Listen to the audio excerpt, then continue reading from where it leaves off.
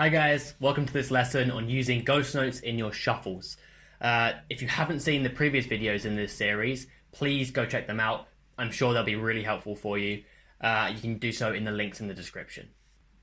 Secondly, I just want to let you know that this video is by no means a complete guide to shuffles. It's just a quick way of implementing some ghost notes into some basic shuffle ideas. However, I do recommend you delve into some shuffle playing by researching elsewhere. I recommend Dee Potters' book, The Drummer's Guide to Shuffles, and also Russ has lots of stuff which is really handy for shuffle playing. So what's a shuffle?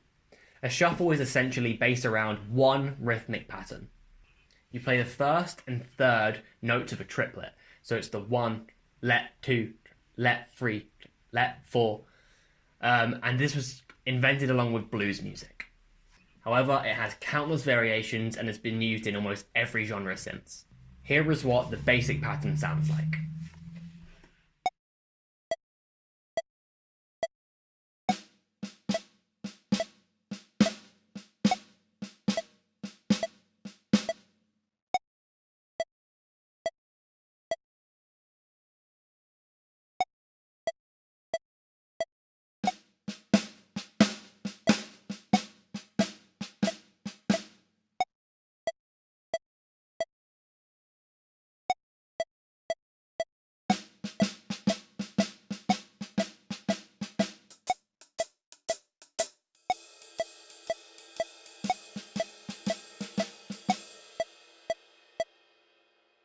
Next, we have a basic example of a blues shuffle, sometimes called the Chicago Shuffle.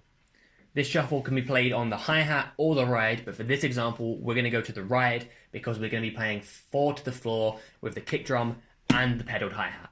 Your left hand is going to be playing in unison following your right hand, which is going to be playing the basic shuffle pattern. The only difference is, obviously, we're going to be playing ghost notes with the left hand and accenting beats 2 and 4 so that we have a backbeat.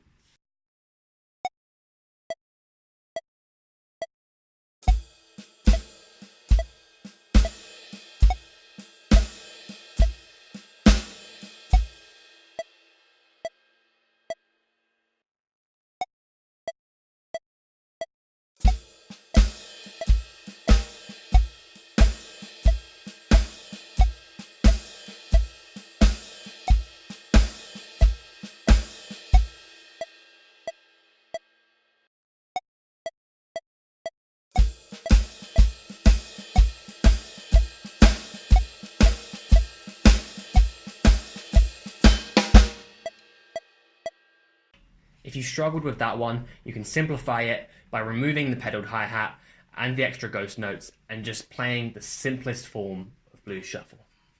Exercise number 3 is a great example of a really basic blues shuffle. It has no ghost notes. We're just going to do this so that you can really get the idea of a blues shuffle down.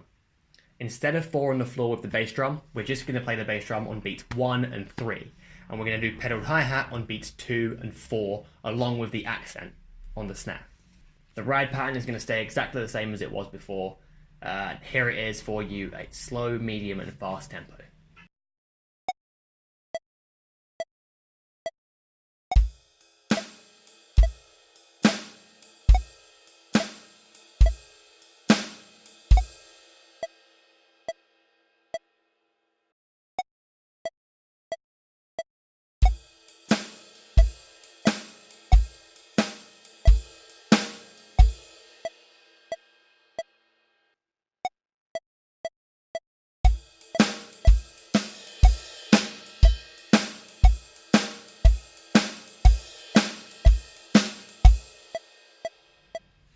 Now we can build on that basic blues shuffle by adding in some ghost notes. I would recommend you adding in one ghost note at a time at different points in the triplet until you've played all of the variations, and then have a go at this following groove. So this next groove has 4 on the floor with the kick drum, pedaled hi-hat on beats 2 and 4, and then ghost notes in between each of the triplets on the snare drum. So it'll be 1 triplet, 2 triplet, 3 triplet. So on the trip. Also, use the punch jab technique, which we learned in previous lessons in this series, on beats 2 and 4 in this groove.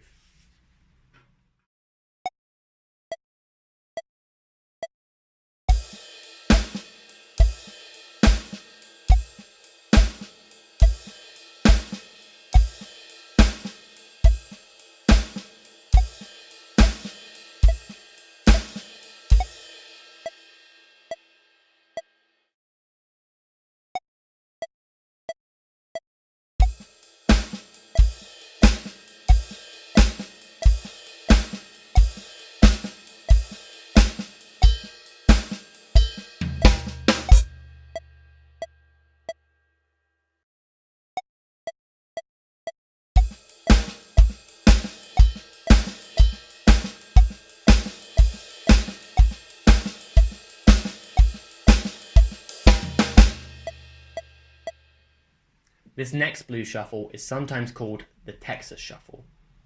When playing shuffles, you want to make sure that your hands are perfectly in time and that the whole thing sounds nice and relaxed. In this one, we have kick on beats 1 and 3 and pedal hi-hat on 2 and 4 following the accented snare drum. We then play unison ghost notes on the snare drum following the right hand, only missing out the beats 1 and 3 ghost notes.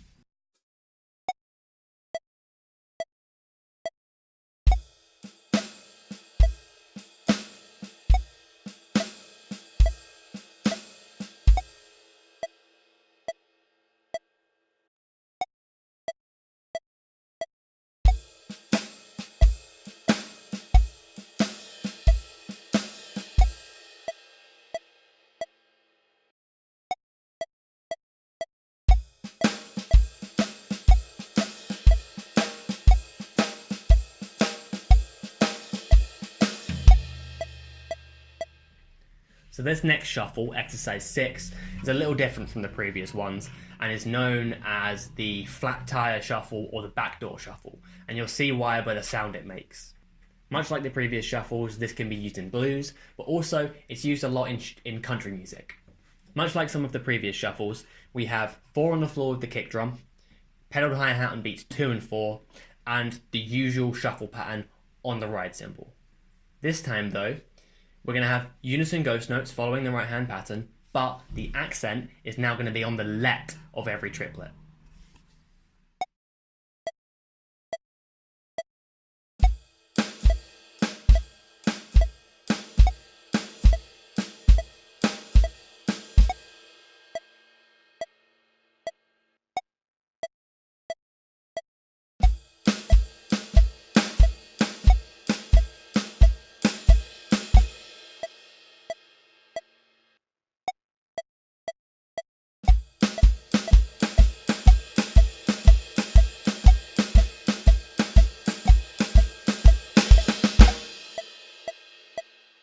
All of these ghost note exercises can also be spiced up by changing the foot pattern. One great foot pattern, which can be used alone as a shuffle by itself, or it can be implemented into these other exercises, is exercise number 7. Here is exercise number 7 for you.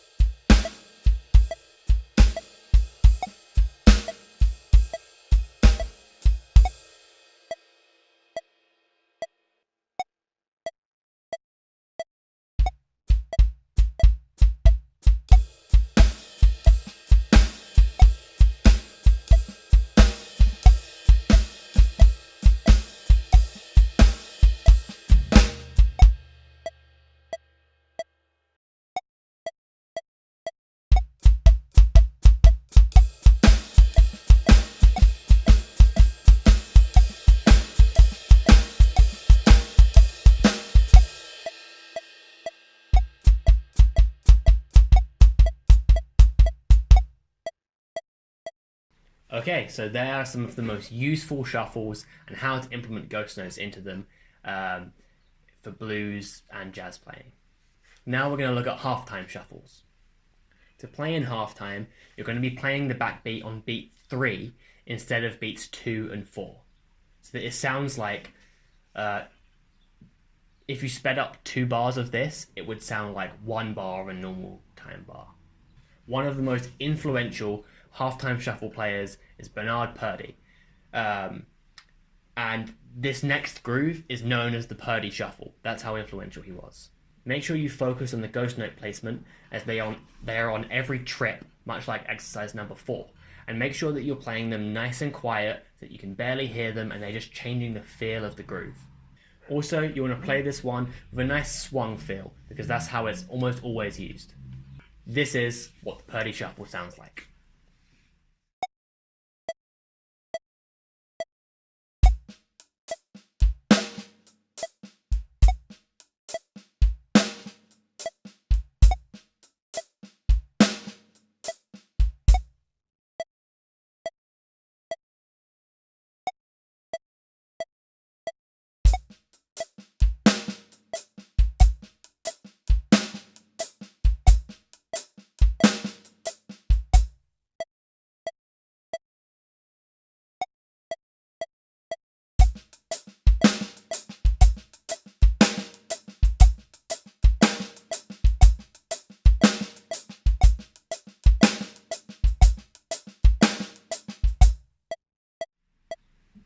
If you love that groove and the sound of halftime grooves as much as I do, then you should really go check out some other players like Jeff Porcaro, and his song with Toto, Rosanna, which is another massively famous halftime shuffle groove, very similar to the Purdy Shuffle.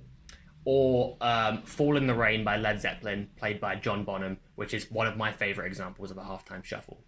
For some blues shuffles, I recommend you really check out Tony Coleman. He's incredible. And for a more modern player, there's a UK drummer named Ash Sohn, who has some incredible shuffle grooves, which are very unique and are used in more modern settings. In fact, while we're on the topic, I'm going to show you the 2-bar phrase which makes up the groove for Rosanna. So this groove goes over 2 bars, so it makes up exercises 9 and 10, and you want to loop those together. This is similar to the Purdy Shuffle, but the bass drum placement is what makes it tricky, so watch out for those. So here is Rosanna, or the Porcaro Shuffle.